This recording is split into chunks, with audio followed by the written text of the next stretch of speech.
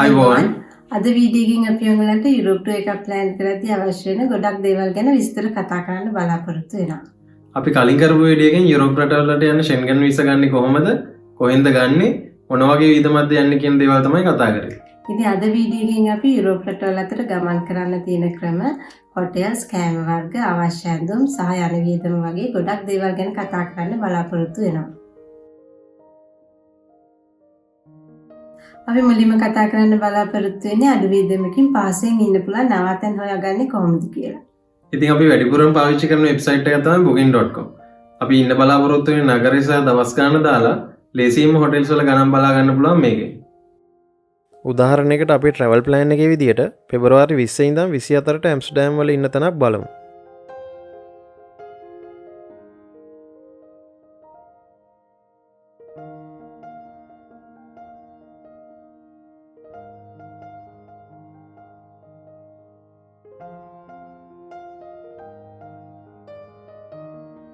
Search කරාම ඔයගොල්ලන්ට තෝරගන්න ඔප්ෂන්ස් ගොඩක් එනවා.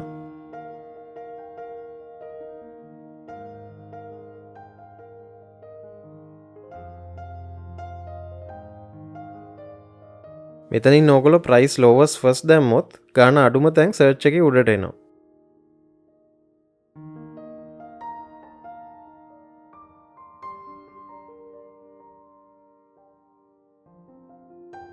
වම් පැත්තෙන් තියෙන ෆිල්ටර්ස් ඔයගොල්ලන්ට අවශ්‍යතාවය අනුව වෙනස් කරාම අපිට ගැලපෙන ඔප්ෂන්ස් විතරක් සර්ච් එකේ ඉතුරු කරගන්න පුළුවන්.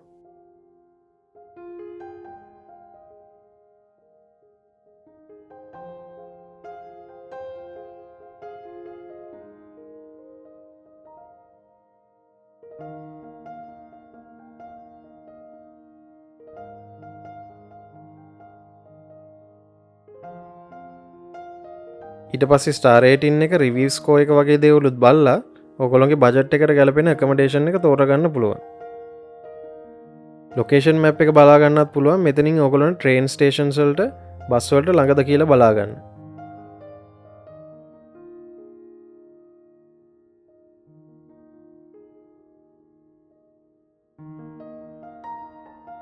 ඔයගොල්ලන්ට මේ හැමතැනකම ෆොටෝස් වගේම තියෙන පහසුකම් කලින් මෙතන හිටපු ගෙස්ලා දාපු රිවිව්ස් බලා ගන්නත් පුළුවන්.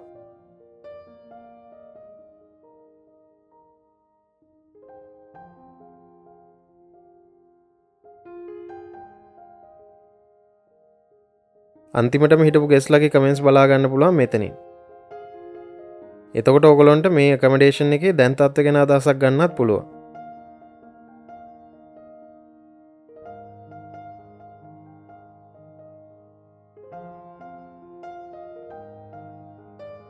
ඊට පස්සේ අවශ්‍ය රූම් ටයිප් එක තෝරගෙන බුක් කරන්න තියෙන්නේ.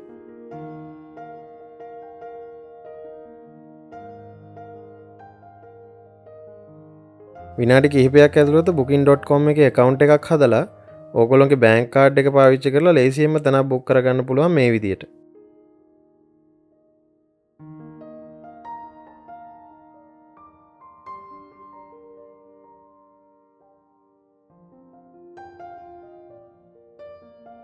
booking.com ෆිල්ටර්ස් වල free cancellation no prepayment options ටික් කරාම ඕගොල්ලන්ට දැම්ම සල්ලි ගෙවන්න නැතුව තැනක් බුක් කරන්නත් පුළුවන්. හැබැයි එතකොට තෝරගන්න තියෙන options අඩු වෙනවා. අපි Schengen visa ගැන කතා කරපු වීඩියෝ එකේ කිව්වා වගේ visa application වලට දාද්දි මේ වගේ options ගොඩක් වැදගත් වෙනවා. නවතින හොඳ තැන් තියෙන අපි පාවිච්චි කරන තවත් වෙබ්සයිට් එකක් තමයි Airbnb. booking.com එකට වඩා මේක ටිකක් වෙනස්. Airbnb එකේ ගොඩක් තියෙන්නේ හෝම් ස්ටේස්.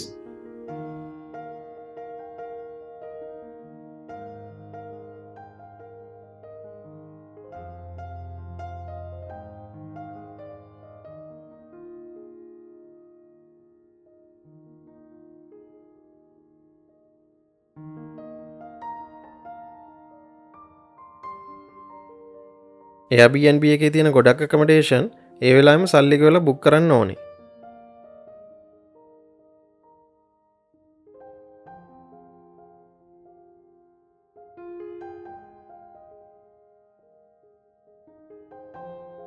Airbnb වල බුක් කරද්දිත් ඔයගොල්ලන්ට තියෙන ෆැසිලිටිස්, රිවිව්ස්, ලොකේෂන්ස්, ෆොටෝස් බලලා බුක් කරන්න පුළුවන්.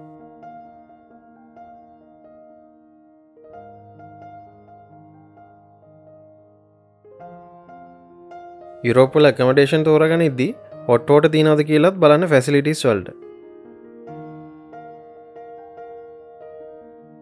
ඒ වගේම වින්ටර් එකේදී නම් හීටර්ස් තියනවද කියලාත් බලන්න.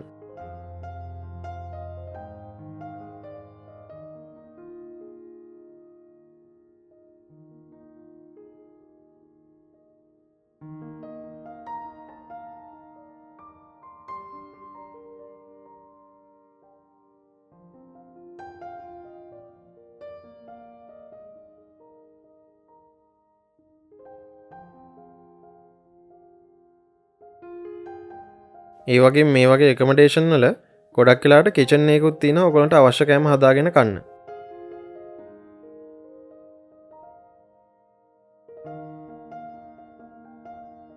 booking.com Airbnb දෙකේම මොබයිල් ඇප්ස් පාවිච්චි කරොත් ඕගොල්ලන්ට තවත් ලේසි වෙනවා බුකින් එක මැනේජ් කරන්න.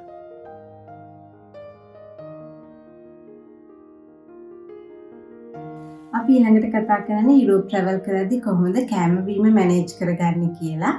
යුරෝප් වල ප්‍රධාන නගරවල නම් රෙස්ටොරන්ට් ගොඩක් තියෙනවා. හැබැයි හැම වෙලෙම රෙස්ටොරන්ට් වලින් කන්න ගියොත් ඔයගොල්ලන්ට ලොකු වියදමක් යනවා. සාමාන්‍යයෙන් රෙස්ටොරන්ට් එකකින් පීසා පැස්තා වගේ කෑම වේලක් ගන්න එක්කෙනෙක්ට යුරෝ 10ක්, ඒ කියන්නේ රුපියල් 2300කට ආසන්න මුදලක් යනවා. ඔයගොල්ලෝ සුපර් මාකට් එකකින් අවශ්‍ය දේවල් අරගෙන කෑම හදාගන්න පුළුවන් නම් වියදම ගොඩක් අඩු කරගන්න පුළුවන්.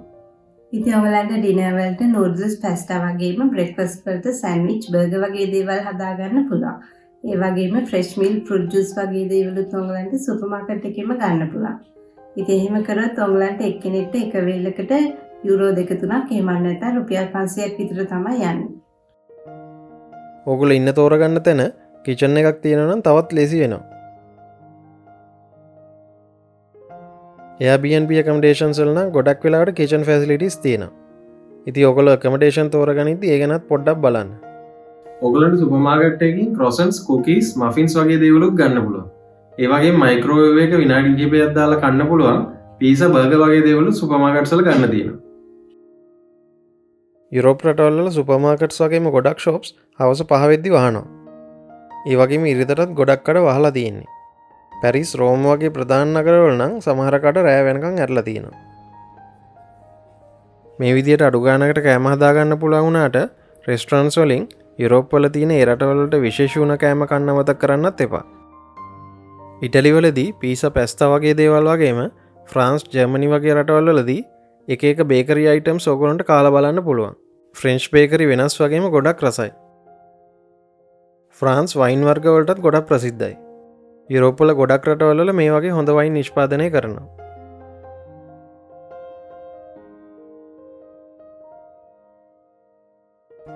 යුරෝප් රටවල සීසන්ස් 4ක් තියෙන නිසා කාලෙන් කාලෙට පරිසරය සම්පූර්ණයෙන්ම වෙනස් වෙනවා. ඉතින් ඔයගොල්ලෝ වින්ටර් එකේ යනවා නම් සීතල දේශගුණයට ගැලපෙන විදිහට හොඳ වින්ටර් ජැකට්ස්, වින්ටර් හැට්ස්, තර්මල් ග්ලව්ස් වගේ දේවල් අරගෙන යන්න. හිම අධික ප්‍රදේශවල නම් වෝටර්ප්‍රූෆ් සපත්තු දෙකක් වගේම කලිසමකුත් ගෙනියන්න පුළුවන් නම් හොඳයි. සාමාන්‍ය ඇඳුම් ලේයර්ස් 2-3ක් අඳින්න වෙන අවස්ථා ඇති වෙන්නත් පුළුවන් සීතල වැඩි වුණොත්. අවශ්‍ය වෙයි කියලා හිතෙනවා නම් තර්මල් පෑන්ට්ස්, තර්මල් වෙස්ට්ස්, තර්මල් සොක්ස් වගේ දේවල් ගෙනියන්නත් පුළුවන් අධික සීතලට ඔරොත්තු දෙන විදියට. සමයකේදී නම් ලංකාවේ විදියට අඳින්න පුළුවන්. ඒත් සමහර කඳුකර පැතිවල වගේම රැයට ගොඩක් සීතල වෙන්න පුළුවන්. ඒ නිසා වින්ටර් ජැකට් එකක් අනිවාර්යයෙන්ම ගෙනියන්න. මේ කාලෙදි වහින්න පුළුවන් නිසා රේන් කෝට්ස් ගෙනියන එකත් ගොඩක් හොඳයි. ස්ප්‍රින්ග් සහ ෆෝල් කියන සීසන්ස් දෙකෙත් ටිකක් සීතල දේශගුණයක් තියෙන නිසා වින්ටර් ජැකට්ස් අවශ්‍ය වෙනවා. යුරෝප් වල තියෙන සමහර හොටෙල්ස් වල AC නැහැ. ඒක නිසා සමයකට එන්න පුළුවන් හීට් වේව්ස් එහෙම නැත්නම් රස්නේ ගොඩක් වැඩි වුණොත් රැයට නිදා ගන්න අමාරු වෙනවා මේ වගේ හොටෙල්ස් වල. ඉතින් ඒ වගේ ගොඩක් රස්නේ කාලෙක යනවා නම් හොටෙල්ස් බුක් කරද්දී ඒකත් බලන්න.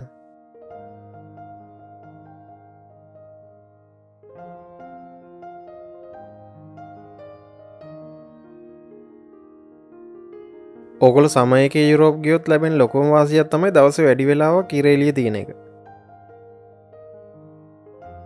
සාමාන්‍ය සමයකට අයිති වෙන මැයි ඉඳන් අගෝස්තු වෙනකන් කාලේදී ඉර බහින්නේ රෑ 9-10 වෙලා. ඒ නිසා උදේ ඉඳන් ගොඩක් රෑ වෙනකම්ම වැඩි කාලයක් හම්බ වෙනවා ඕගොල්ලන්ට අවශ්‍ය තැන් බලන්න යන්න.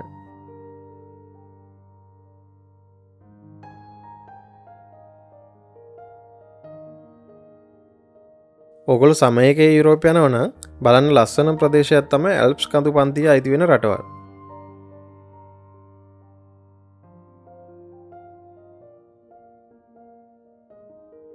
ඉතින් මේ ප්‍රදේශ වෙන්නේ ස්විට්සර්ලන්තය, ඔස්ට්‍රියාව, ලිස්ටන්ටයින්, ජර්මනිය දකුණින් පිටලා තියෙන බවේරියාව, ඉතාලිය උතුරින් පිටලා තියෙන ප්‍රදේශ, ප්‍රංශය ඉතාලි දේශ සීමාවට ආසන්නව ප්‍රදේශ වගේම ස්ලොවේනියාවේ බටහිරින් පිටලා තියෙන ප්‍රදේශ.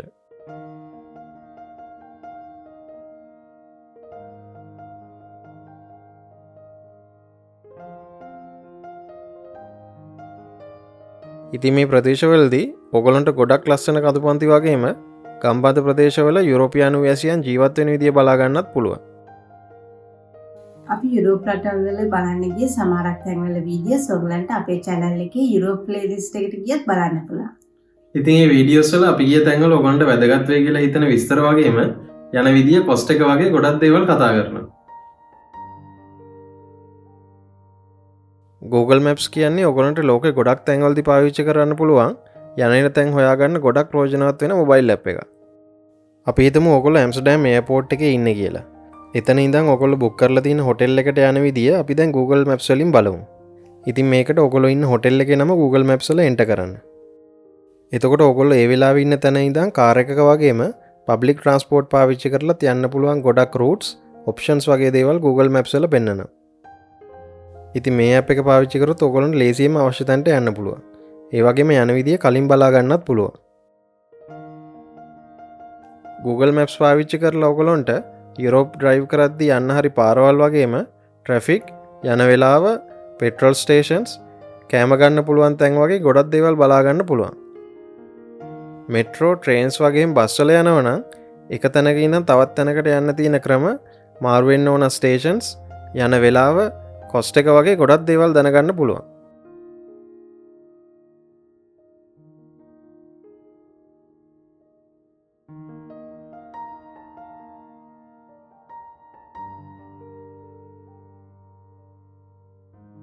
පබ්ලික් ට්‍රාන්ස්පෝර්ට් වලට අයිති වෙන තව ඔප්ෂන් එකක් වෙන පබ්ලික් බස් පාවිච්චි කරලා ඔයගොල්ලන්ට යන්න අවශ්‍ය නම් Google Maps වලින් මේ විස්තරත් බලා ගන්න පුළුවන්.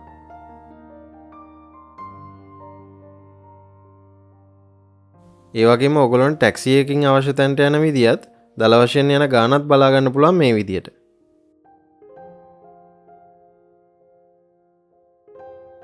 ඔයගොල්ලන්ට මොබයිල් data නැත්නම් කලින්ම යන්න අවශ්‍ය ප්‍රදේශවල offline maps download කරලා තියාගන්නත් පුළුවන්.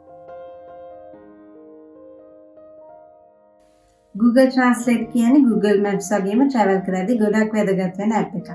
මේකෙන් ඔයගොල්ලන් ටයිප් කරන එක වගේම කතා කරන එකත් ඒ වෙලාවදීම අනිත් භාෂාවලට පරිවර්තනය කරගන්න පුළුවන්. යුරෝප් වල ගොඩක් රටවල් වල විශේෂයෙන්ම නගරබද පරිසරයෙන් ටිකක් ඈතට යන්න ඉංග්‍රීසි භාෂාව කතා කරන්න පුළුවන් මිනිස්සු ගොඩක් අඩුවෙන් ඉන්නේ. ඉතින් Google Translate app එකෙන් ඔයගොල්ලන්ට ඒ වගේ ඈත් එක්ක සංනිවේදනය කරගන්න පුළුවන් වෙනවා. How can I go to Munich? Wie kann ich nach München gehen?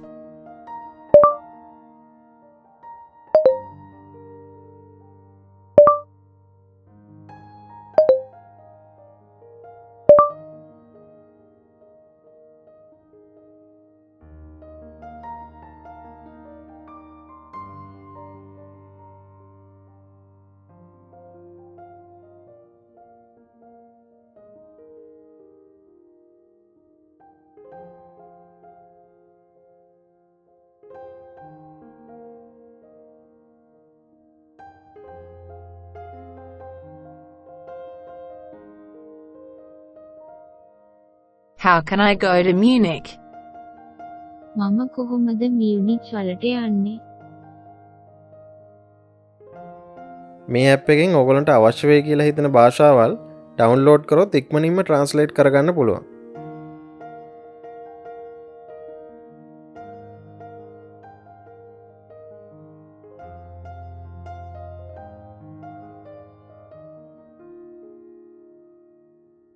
Europe රටවල් හැම එකකම වගේ ඉතා දියුණු ප්‍රවාහන පද්ධතියක් තියෙනවා. විශේෂත්වය තමයි මේ රටවල් අවට තියෙන අනිත් රටවල් එක්ක දුම්රිය වගේම බස් වලින් ඉතා හොඳට සම්බන්ධ වෙලා තියෙනවා. ඒ වගේම ඔයගොල්ලන්ට මේ රටවල් අතර ලේසියෙන්ම කාර් එකක් රෙන්ට් කරලා යන්නත් පුළුවන්. එකනෙකට දුරින් පිහිටලා තියෙන රටවල් අතර ඕගොල්ලන්ට ඉක්මනින් සහ අඩු වියදමකින් යන්න අවශ්‍ය නම් ගුවන් මගින් යන්නත් පුළුවන්. යුරෝප රටවල් අතර ඉක්මනින් දුම්රිය මාර්ගයෙන් යනවා නම් හොඳම ඔප්ෂන් එකක් තමයි යුරේල් පාස් එකක් ගන්න එක. මොකද යුරෝප් වල හයි ස්පීඩ් ට්‍රේන්ස් පැයට කිලෝමීටර් 200ක 300ක වගේ වේගෙන් යන නිසා ඉතා ඉක්මනින් වගේ පාස්වෙන් ඔයගොල්ලන්ට අවශ්‍ය තැනට යන්න පුළුවන්. උදාහරණයකට අපි පැරිස් ඉඳන් ලූඩ්ස් ආපු TGV ට්‍රේන් එක පැයට කිලෝමීටර් 300ක වේගයකට ආව සමහර තැන්වලදී. යුරේ ග්ලෝබල් පාස් එකෙන් ඔයගලන්ට යුරෝපානු මහද්වීපයේ රටවල් 33කට දුම්රිය මාර්ගයෙන් යන්න පුළුවන්.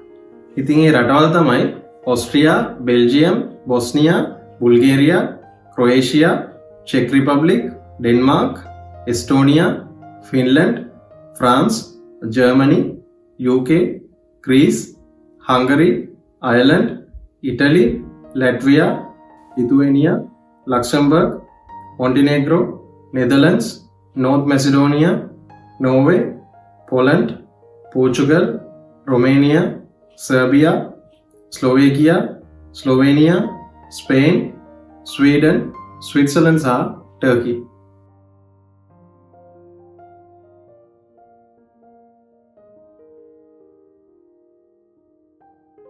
වැදගත්ම දේ තමයි ඔගොල්ලෝ යුරේල් පාස් එකක් ගන්න කලින් ඔගොල්ලෝ යුරෝප් වල ඉන්න කාලය වගේම දුම්රියෙන් ගමන් කරන දවස් කීයක් තියෙනවද කියලා බලන එක.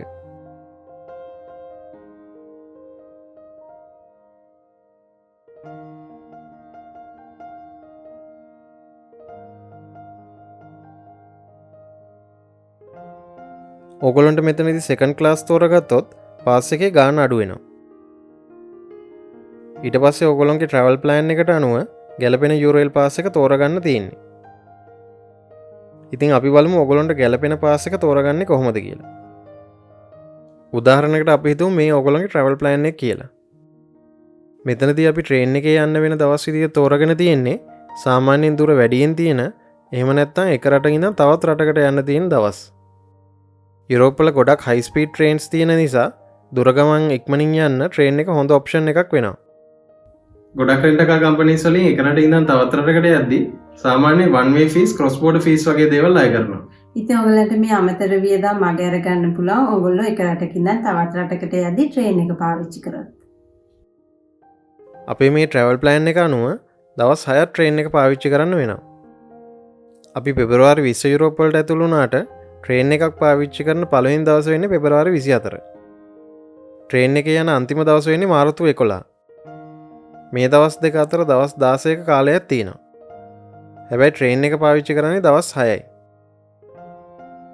එතකොට ඔයගොල්ලන්ට තෝරගන්න තියෙන්නේ 7 days within 1 month කියන යුරේල් පාස් එක. මේ පාස් එක ගත්තාම ඔයගොල්ලන්ට දවස් 7ක් ට්‍රේන්ස් පාවිච්චි කරන්න පුළුවන්. මේ එක දවසක් ඇතුළත යුරේල් පාස් එකෙන් කව වෙන ඕනෙම දුම්රිය ප්‍රමාණයක ගමන් කරන්න පුළුවන්. ඔයගොල්ලෝ ට්‍රේන් එකේ යන පළවෙනි දවසේ ඉඳන් මාසෙක එහෙම නැත්නම් දවස් 30 කාලයක් තමයි මේ පාස් එක වළංගු වෙන්නේ.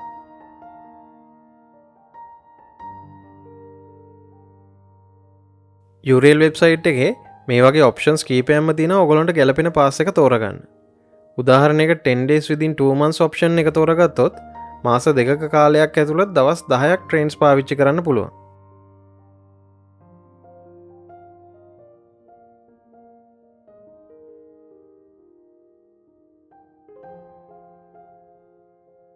යුරේල් පාස් වල අනිත් ඔප්ෂන්ස් වර්ගය තමයි එක දිගට දුම්රිය විතරක් පාවිච්චි කරලා ට්‍රැවල් කරන අයට සුදුසු.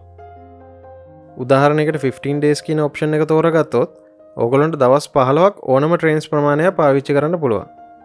හැබැයි මේ පාස් එක වළංගු වෙන්නේ ඕගොල්ලෝ ට්‍රේන් එකේ යන පළවෙනි දවසේ ඉඳන් දවස් 15ක් විතරයි.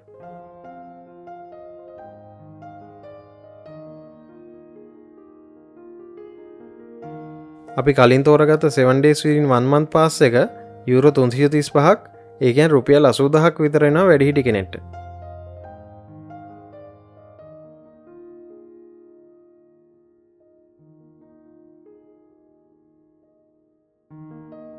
මෙතනින් ඔයගොල්ලන්ට අවශ්‍ය පාස් ප්‍රමාණය වගේම ක්ලාස් එක වෙනස් කරාම පහලින් තියෙන යුරේල් පාස් වල මිල ගණන් ඒ අනුව වෙනස් වෙනවා.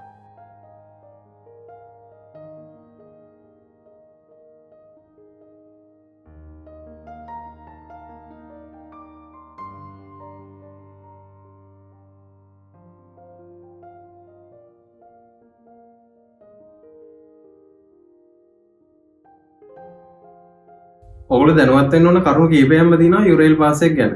පළවෙනි එක තමයි යුරේල් පාස් එකෙන් travel කරන්න අවසර තියෙන්නේ යුරෝපයෙන් පිටපදිංචිලා ඉන්න අයට විතරයි. යුරෝපයේ පදිංචිලා ඉන්න අයට ඉන්ටරේල් කියලා වෙනම රේල් පාස් එකක් තියෙනවා. ඒ වගේම යුරේල් පාස් එකත් එක්ක ලැබෙන විස්තර හොඳට කියවලා බලන්න. විශේෂයෙන්ම පාස් එකේ වැලිඩිටි, ඇක්ටිවේෂන් වගේ දේවල්. අවුරුදු 4ට අඩු පොඩි ළමයිට යුරේල් පාස් එකෙන් කවර් වෙන ට්‍රේන්ස් වල ප්‍රී ට්‍රැවල් කරන්න පුළුවන්.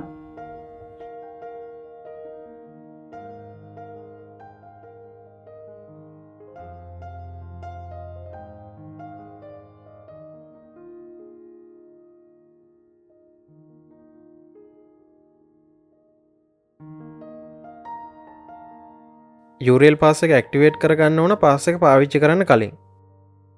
ඔගොල්ලෝ යුරෝප් වලට ගියාම ඕනෙම ප්‍රධාන ට්‍රේන් ස්ටේෂන් එකක ටිකට් ඔෆිස් එකකින් ඇක්ටිවේට් කරගන්න පුළුවන්.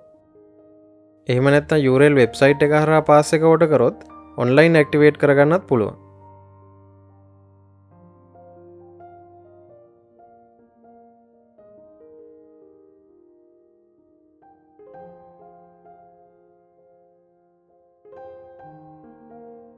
ඔගොලන්ට පුළුවන් රේල් ප්ලෑන කියන මොබයිල් ඇප් එකෙන් ඔගොල්ලෝ යන්න ප්ලෑන් කරන වෙලාවට තියෙන ට්‍රේන්ස්, නවත්තන ස්ටේෂන්ස් වගේ ඔක්කොම විස්තර බලලා සම්පූර්ණ ගමන ප්ලෑන් කරගන්න.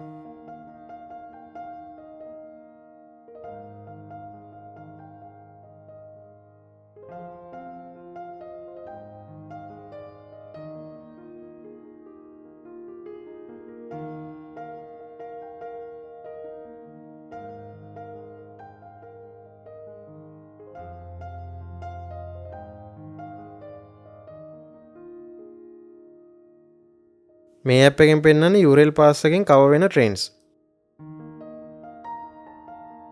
යුරේල් පාස් එකක් ගත්තේ නැති වුණත් ඕගලන්ට පුළුවන් රේල් ප්ලෑන් ඇප් එකෙන් ට්‍රේන්ස් වල ගොඩක් විස්තර බලා ගන්න. ඒ වගේම ට්‍රේන් එකකට සීට් රිසර්වේෂන් එකක් අනිවාර්යද නැද්ද කියලාත් මේ ඇප් එකෙන් බලා ගන්න පුළුවන්.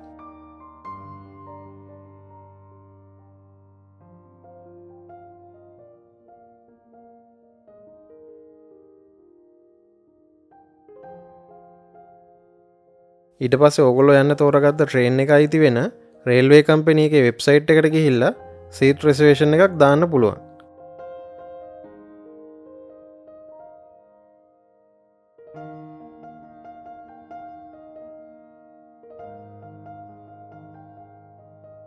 සාමාන්‍ය යූරෝ 2.10ක් අතර ගාණක්, ඒ කියන්නේ රුපියල් 500ත් 2500ත් අතර වගේ ගාණක් යනවා සීට් රිසර්වේෂන් එකක් දාන්න. මේ ගාණ රේල්වේ කම්පැනි එක වගේම ට්‍රේන් එක අනුව වෙනස් වෙනවා. රේල් ප්ලෑන් ඇප් එකේ යුරේල් පාස් එකට සම්බන්ධ වෙන ඔක්කොම රේල්වේ කම්පැනිස් වල විස්තර බලා ගන්නත් පුළුවන්.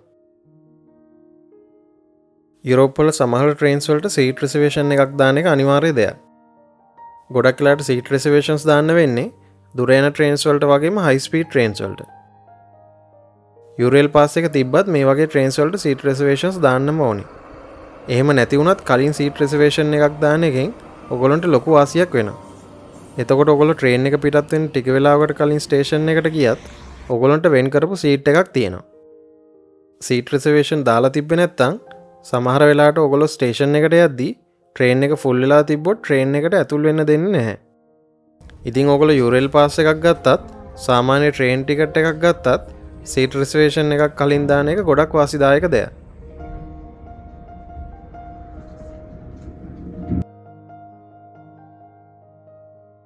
යුරේල් පාස් එක ට්‍රේන් ස්ටේෂන් එකකින් ඇක්ටිවේට් කරොත් ඕගොල්ලන්ට පේපර් පාස් එකක් හම්බෙනවා මේ වගේ. මේකේ තියෙන ට්‍රැවල් කැලෙන්ඩර් එක පුරවන්න ඕන ඕගොල්ලෝ යුරේල් පාස් එක පාවිච්චි කරලා ට්‍රේන්ස් වල යන හැම දවසකම. ඒක නිසා දවසේ පළවෙනි ට්‍රේන් එකට නැග ගමන් මේ කැලෙන්ඩර් එකේ දවසයි අදාළ මාසෙයි පුරවන්න. ටිකට් ඔෆිසර්ස්ලා චෙක් කරන්න ආවහම මේ කැලෙන්ඩර් එක පෙන්වන්න ඕනේ. ඒ දවස් ඇතුළත ඊට පස්සේ යන ට්‍රේන්ස් වලට කැලෙන්ඩර් එක පුරවන්න ඕනේ නැහැ. ඔගොල්ලෝ යුරේල් වෙබ්සයිට් එක කරා මොබයිල් පාස් එකක් නම් අරන් තියෙන්නේ රේල් ප්ලෑන් ඇප් එකෙන් මොබයිල් පාස් එක ට්‍රේන් ජර්නි සෙට් කරන්න පුළුවන්.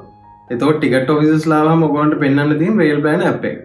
පාස් එක යුරේල් වෙබ්සයිට් එක හරහා ඕඩර් කරොත් සාමාන්‍යයෙන් සති 2ක් විතර යනවා ලංකාවට එන්න.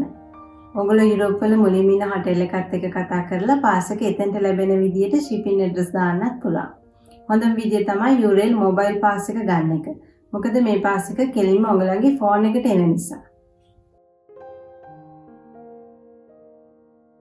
යුරේල් පාස් එකට තව බෙනිෆිට්ස් ගොඩක් හම්බෙනවා.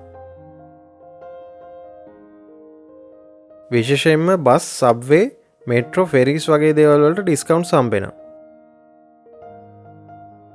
ඒ වගේම සීනික් ට්‍රේන්ස් වගේම සමහර ෆෙරිස් වල සල්ලි ගෙවන්නේ නැතුවම යන්න පුළුවන් යුරේල් පාස් එක පාවිච්චි කරලා.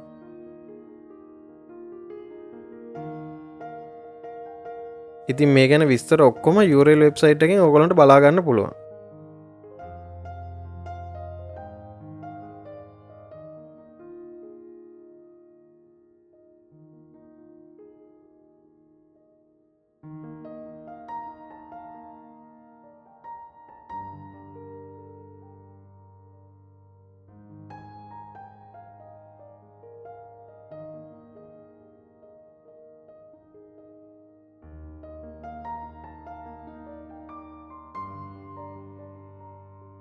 උදාහරණයකට අපි මවුන්ට් ඉට්ලිස් වල කේබල් කාර් ටිකට්ස් ගනිද්දී අපිට යුරේල් පාස් එක නිසා 25% ඩිස්කවුන්ට් එකක් හම්බුණා.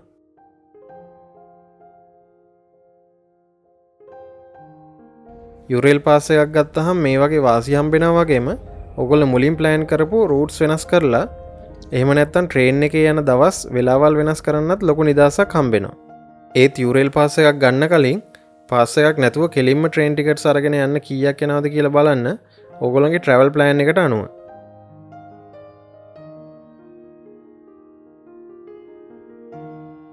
ටිකට්ස් වල ගණන් ඔගොල්ලන්ට ලේසියෙන්ම විශ්වාසදායී වෙබ්සයිට් වලින් යන්න අවශ්‍ය තැන් සහ දවස් දාලා බලා ගන්න පුළුවන්.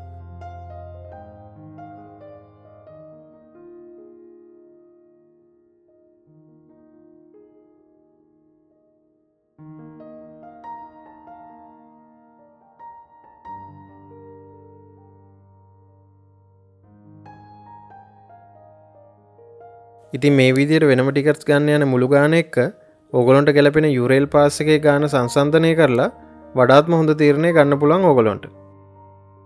හැබැයි වෙනම ටිකට්ස් ගන්නව නම් කල් තියලා බුක් කරන්න ඕනේ. මොකද ට්‍රේන් එකේ දවස ලඟ වෙද්දි ටිකට් එකේ ගාණත් වැඩි වෙනවා. ඒ වගේම රේල් පාස් එකක් ගන්න කලින් ඕගොල්ලෝ යන්න තෝරගත්ත රටවල දියුණු වගේම හිතා ඉක්මනින් යන්න පුළුවන් හොඳ රේල්වේ නෙට්වර්ක් එකක් තියෙනවද කියලාත් බලන්න. උදාහරණයකට ජර්මනි, ෆ්‍රාන්ස්, ස්විට්සර්ලන්ඩ් වගේ රටවලට සාපේක්ෂව හංගරි, යුක්‍රේන්, ක්‍රොේෂියා, ස්ලෝවේකියා වගේ රටවල් වල රේල්වේ නෙට්වර්ක් එක එච්චර දියුණු නැහැ. ඉතින් මේ වගේ රේල්වේ නෙට්වර්ක් එක එච්චර දියුණු නැති රටවල් වලට යුරේල් පාස් එක කව වුණත් පාස් එක ගන්න එකෙන් ඔයගොල්ලන්ට එච්චර වාසියක් වෙන්නේ නැහැ.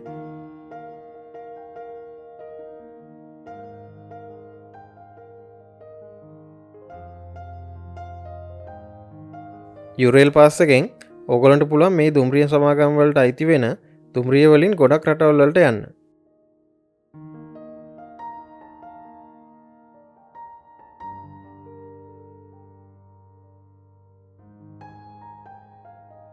යුරෝප් වල ඔයගොල්ලෝ මේ විදිහට travel කරද්දී සිටි එක විතරක් බලන්න ඕනේ නම් හොඳ ඔප්ෂන් එකක් තමයි සිටි ටුවර් බස් එක. සිටි ටුවර් බස් එක යන රූට් එකේ පැය භාගෙන් භාගයට වගේ බස් එක යනවා. ඒ වගේ මුළු රූට් එකම එක දිගට යනවා නම් පැය කමාරක් දෙකක් විතර තමයි සාමාන්‍යයෙන් යන්නේ. බස් ටිකට් එක මුළු දවසක්ම වළංගු වෙන නිසා ඕගොල්ලන්ට අවශ්‍ය බස් ස්ටොප්ස් වලින් බැහැලා ප්ලෑන් කරගත්ත දේවල් බලලා ඊළඟට එන බස් එකේ නගින්න පුළුවන්.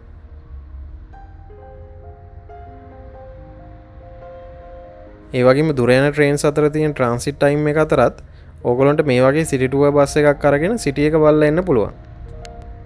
උදාහරණයකට අපි ෆ්‍රැන්ක්ෆර්ට් වලදී ඊළඟ ට්‍රේන් එක එනකම් තියෙන වෙලාවෙදී සිටි ටුවර් බස් එකක් ගත්තා.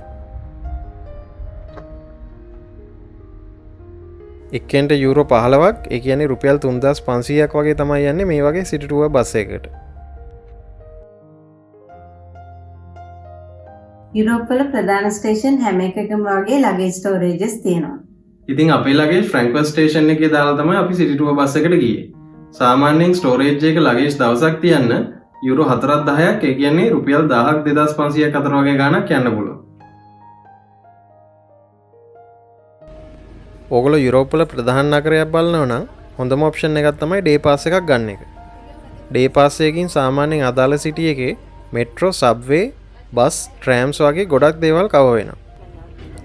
ඒ වගේ මේ නගරේ බලන් තියෙන සමහර තැන්වලට ඩිස්කවුන්ට්ස් උත් හම්බෙනවා. ඕගොල්ලෝ දවසක් ඇතුළත එකම නගරයක තැන් 3-4කට වඩා බලන්න යනවා නම් වාසිදායකම විදිය තමයි වෙන වෙනම ටිකට්ස් ගන්නේ නැතුව ඩේ පාස් එකක් ගන්න එක. සාමාන්‍ය ඩේපාස් එකක් යුරෝ 5ක් 11ක් අතර ඒ කියන්නේ රුපියල් 1200ක් 2700ක් අතර වගේ මුදලක් වෙනවා. ට්‍රේන් මෙට්‍රෝ බස් ස්ටේෂන්ස් වගේම ටූරිස්ට් ඉන්ෆර්මේෂන් සෙන්ටර්ස් වලින් ඩේපාස් ගන්න පුළුවන්. සමහර නගරවල සිංගල් ඩේපාස් වගේම ඔයගොල්ලෝ කීප දෙනෙක් යනවා නම් ගෲප් ඩේපාස් ගන්නත් තියෙනවා. ඩේපාස් එකක් ගත්තාම හම්බෙන තවත් වාසියක් තමයි ටිකට්ස් ගන්න පෝලිං වල ඉන්න ඕන වෙන්නේත් නැහැ. යුරෝප් රටවල් බලන්න හොඳම විදියක් තමයි රෙන්ට් කාර් එකක් අරගෙන ඩ්‍රයිව් කරන එක. ඔයගොල්ලෝ ඩ්‍රයිව් කරන එකේ ලොකුම වාසිය වෙන්නේ නිදාසේ තමන් ප්ලෑන් කරගත් තැන් වලට යන්න පුළුවන් ලේසියෙන්. ඒ වගේම තමන් කැමති තැන්වල නවත්තන්න අලුත් තැන් බලන්න යන්නත් ලොකු නිදහසක් තියෙනවා. ට්‍රේන් බස් වැඩි යන්නේ නැති නගරබද පරිසරයේ නැත ගොඩක් ලස්සන ගම් බලන්න වගේම ලස්සන තැන් බලන්න යන්නත් පුළුවන් ඔයගලන්ට රෙන්ට් කාර් එකක් ගත්තොත්.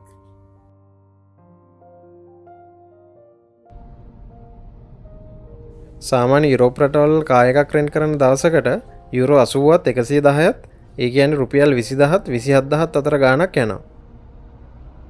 ඉතින් මේ ගාණ යන්නේ ෆුල් ඉන්ෂුරන්ස්, අන්ලිමිටඩ් මයිලේජ්, වන් වේ ෆී වගේ අවශ්‍ය හැම දෙයක්ම ඇතුළුව.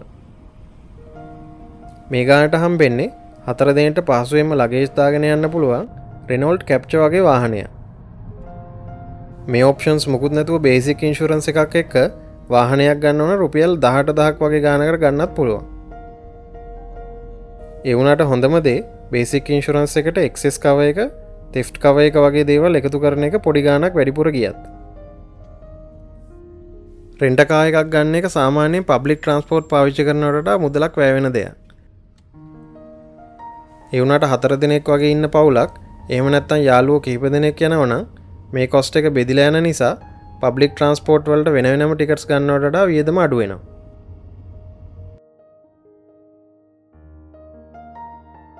යුරෝප් රටවල් වල හැම ෆියුල් ස්ටේෂන් එකකම වගේ සෙල්ෆ් ෆියුලින් තමයි තියෙන්නේ. යුරෝප් වල ගන්න තියෙන රෙන්ට් කාර්ස් වල ඉන්ධන පිරිමැස්ම ගොඩක් හොඳ තත්ත්වයක තියෙනවා.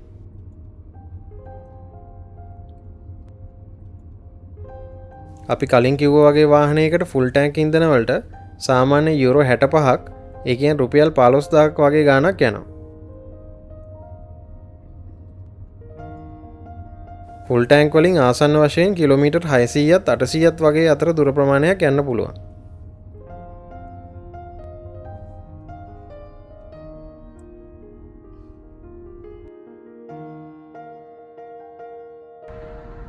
යුරෝප් රටවල ඩ්‍රයිව් කරන්නේ දකුණු පැත්තෙන්. ඒ කියන්නේ ලංකාවේ ඩ්‍රයිව් කරන පැත්තෙන් නෙවෙයි. ඒ වගේම ඔයගොල්ලන්ට යුරෝප් වල ඩ්‍රයිව් කරන්න ඉන්ටර්නැෂනල් ඩ්‍රයිවිං ලයිසන්ස් එකක් ගන්නත් ඕනේ. ඔයගොල්ලන්ගේ ලංකාවේ ඩ්‍රයිවිං ලයිසන් එක පාවිච්චි කරලා ලංකාවේ තියෙන ඔටෝමොබයිල් ඇසෝසියේෂන් එකෙන් ඉන්ටර්නැෂනල් ඩ්‍රයිවිං ලයිසන්ස් එකක් ගන්න පුළුවන්.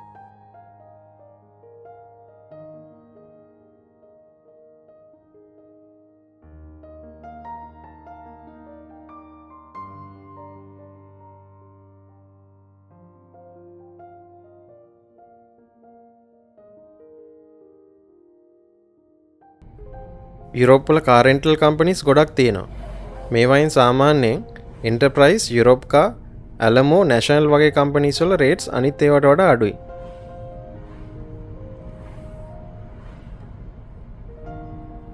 ඔයගොල්ලන්ට පුළුවන් මේ කම්පනීස් වල ඔෆිෂියල් වෙබ්සයිට්ස් වලින් ඔන්ලයින් පේමන්ට් කරලා කාර් එකක් රෙන්ට් කරන්න.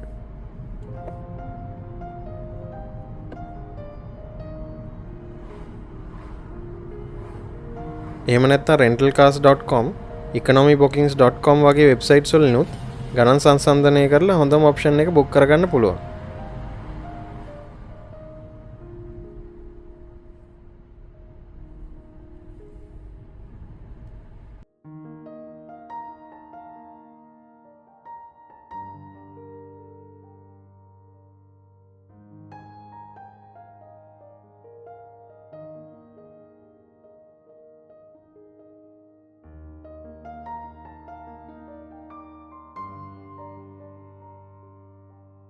වෙබ්සයිට් එකකින් බුක් කරද්දී පිකප් ඩ්‍රොප් ඔෆ් ලොකේෂන්ස් වගේම වාහනේ ගන්න සහ බාර දෙන වෙලාවල් දාන්න ඕනේ.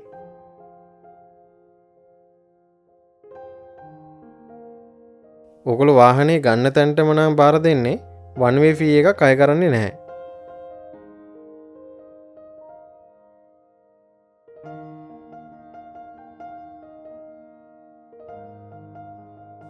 ඊට පස්සේ සර්ච් කරාම ඔගලොන්ට ගොඩක් ඔප්ෂන්ස් එනවා වාහන වර්ගය සහ ගාන අනුව.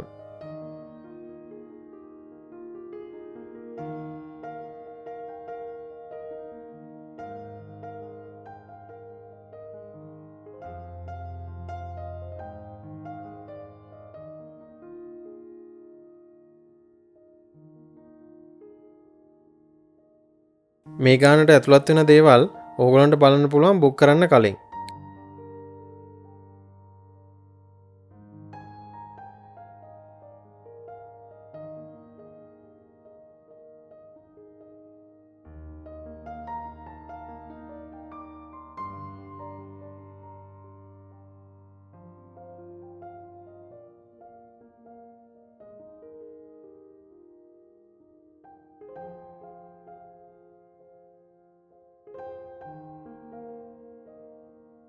දැන්ට වාහනේ ගානට හම්බෙලා තියෙන ඉන්ශුරන්ස් එකට අනුව වාහනයට මොනහරි ඩැමේජ් එකක් වුණොත් කාර් රෙන්ටල් කම්පැනි එකෙන් යූරෝ 950ක් එහෙම නැත්නම් රුපියල් 2,28,000ක වගේ ගාණක් වෙනකන් ඕගොල්ලෝගෙන් අය කරන්න පුළුවන්. ඉතින් මේ රිස්ක් එක නැති වෙනවා ෆුල් ප්‍රොටෙක්ෂන් ඔප්ෂන් එකෙන්.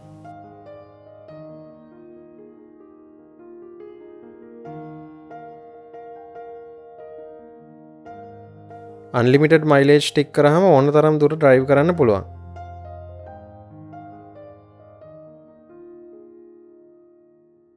කීප දෙනෙක් යනවා නම් ඉන්ටර්නැෂනල් ඩ්‍රයිවිං ලයිසන්ස් එක තියෙන අනිත් අයටත් ඩ්‍රයිව් කරන්න පුළුවන් මාරුවෙන් මාරුවට තව ගාණක් ගෙවලා. යුරෝප් වල එයාපෝර්ට්ස් වගේම ප්‍රධාන ට්‍රේන් ස්ටේෂන්ස් බස් ටර්මිනල් වලත් රෙන්ට් කාර් ඔෆිස් තියෙන නිසා ඔයගොල්ලන්ට මේ වගේ තැන්වලුත් කාර් රෙන්ට් කරන්න පුළුවන්. පීක් සීසන් එකේදී නම් සමහර විට ඔයගොල්ලෝ යන වෙලාවට මේ තැන්වල වාහන නැති වෙන්නත් පුළුවන්. ඒක නිසා කලින් ඔන්ලයින් බුක් කරොත් මේ වගේ අවස්ථා මග අරගන්න පුළුවන්. ඔයගොල්ලෝ කාර් එක බාර ගන්න ගමන් ඩෑෂ්බෝඩ් එකේ ෆොටෝ එකක් ගන්න, ෆියුල් ලෙවල් එක, මයිලේජ් එක වගේ දේවල් බලා ගන්න.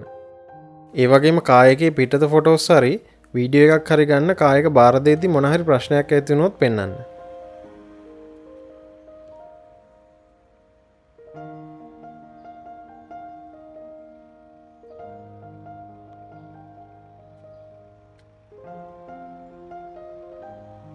ඕගොල්ලෝ රෙන්ට් කාර්ස් ගන්න දවසට බුක් කරන හොටෙල් එකේ පාකින් තියනවද කියලාත් බලන්න.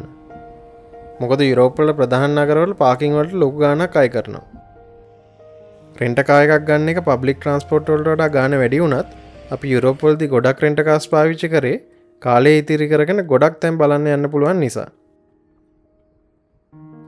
ඕගොල්ලන්ට යුරෝප් වල කාර් රෙන්ටල් ගැන වැඩි විස්තර දැනගන්න අවශ්‍ය නම් අපි ඒ ගැන කරපු වීඩියෝ එක උඩ ලින්ක් එකෙන් බලන්න පුළුවන්. අපි ගොඩක් වෙලාවට කරේ දුර ගමන් වලට යුරේල් පාස් එකෙන් කව වෙන ට්‍රේන්ස් පාවිච්චි කරලා රට ඇතුලේ ට්‍රැවල් කරන්න රෙන්ට් කාර්ස් ගත්ත එක.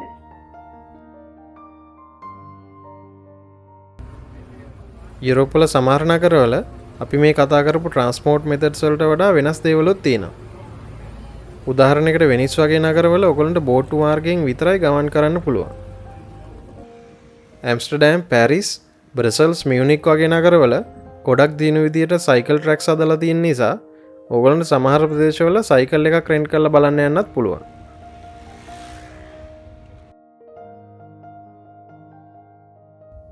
අපි හිතුවා යුරෝප් වල ට්‍රැවල් කරද්දී ඔයගලන්ට වැදගත් වෙයි කියලා හිතෙන තවත් දේවල් ටිකක් කියන්න. මොබයිල් ඩේටා තියෙන හදිසියට කෝල් එකක් ගන්න පුළුවන් සිම් එකක් තියෙන ගොඩක් වැදගත් දෙයක්. ඔයගොල්ලන්ට යුරෝප් වලට ඇතුළු නම් පුළුවන් මේ වගේ සිම් එකක් ගන්න. සිම් එක ගන්න කලින් ඔයගොල්ලෝ යුරෝප් වල දවස් කීයක් ඉන්නවද? ඒ වගේම ඔයගොල්ලෝ ගන්න සිම් එකේ කවරේජ් එක මොන රටවල් වල තියෙන කියලාත් බලන්න. මොකද යුරෝප් වලදී ඔයගොල්ලන්ට රටවල් ගොඩක කවරේජ් එකක් තියෙන සිම් එකක් ගන්නත් පුළුවන්. අපි ගත්තේ ලෙබාරා කියලා සිම් එකක්. මේ සිම් එක යූරෝ 40ක්, ඒ කියන්නේ රුපියල් 9000ක් විතර වුණා. මේ සිම් එකට අපිට යුරෝප් රටවල් වල කෝල්ස් ගන්න වගේම 10GB data package එකකුත් හම්බුණා. යුරෝපියන් යුනියන් එකට අයිති වෙන රටවල් භාවිතා කරන්නේ යූරෝ. ඉතින් ඔයගොල්ලෝ ලංකාවෙන් යන්න කලින් අවශ්‍ය තරමට යූරෝ අරගෙන යන්න. යුරෝපියන් යුනියන් එකට අයිති වෙන්නේ නැති ස්විට්සර්ලන්ඩ් වගේ රටවල් වලදී ඔයගොල්ලන්ට ඒ රටට ගියාම ලේසියෙන්ම බැංකුවකින් හරි ප්‍රධාන දුම්රිය ස්ථානයකින් හරි යුරෝ අවශ්‍ය මුදල් වර්ගයට මාරු කරගන්න පුළුවන්. උදාහරණයකට ස්විට්සර්ලන්ඩ් වලදී ඔයගොල්ලන්ට යුරෝ දීලා ස්විස් ෆ්‍රැන්ක්ස් ගන්න පුළුවන්. යුරෝප් වලදී ඔයගලන්ට ට්‍රේන් ස්ටේෂන්, බස් ස්ටේෂන් වල තියෙන පබ්ලික් වොෂ්රූම් පාවිච්චි කරද්දී වගේම ලගේජ් ස්ටෝරේජ් වලටත් කාසිය අවශ්‍ය වෙනවා. ඉතින් ඒක නිසා හැමතිස්සෙම යුරෝ 50ක් විතර කාසි විදියට තියාගන්න අමතක කරන්නත් එපා. ඕගොල්ලන්ගේ ෆෝන්ස් කැමරා වගේ දේවල් චාර්ජ් කරගන්න අවශ්‍යම දෙයක් තමයි power adapters.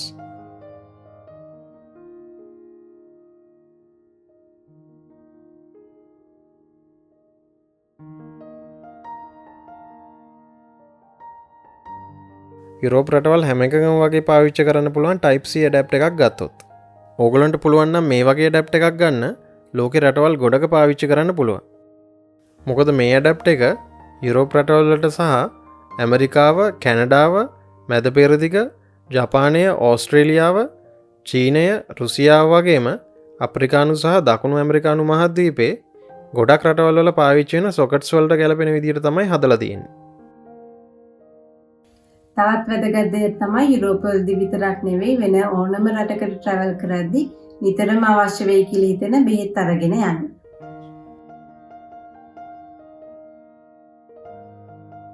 යුරෝප්වල ට්‍රැවල් කරන්න සාමාන්‍ය යන වියදම ගැන ඔයගොල්ලන්ට අදහසක් ගන්න අපි හිතුවා අපේ අත්දැකීම් අනුව මේ විදිහට දවසකට යන වියදම හදන්න. අපි මෙතන දාලා තියෙන දෙන්නෙක් ට්‍රැවල් කරනවා නම් දල වශයෙන් දවසකට යන වියදම. දෙන්නෙක්ට පහසුවෙන් ඉන්න පුළුවන් හොටෙල් රූම් එකක් හරි Airbnb accommodation එකක් සාමාන්‍යයෙන් දවසකට යුරෝ 45ක් විතර වෙනවා. හැබැයි මේ ගානේ ඉන්න රට සහ නගරය අනුව අඩු වැඩි වෙන්න පුළුවන්. විශේෂයෙන්ම සංචාරක ආකර්ෂණයේ ගොඩක් වැඩි පැරිස්, වෙනිස් වගේ නගරවල වගේම ජීවන වියදම් වැඩි ස්විට්සර්ලන්ඩ් වගේ රටවල් වල මේ ගාන වගේ දෙගුණයක් විතර යන්නත් පුළුවන් accommodation වලට.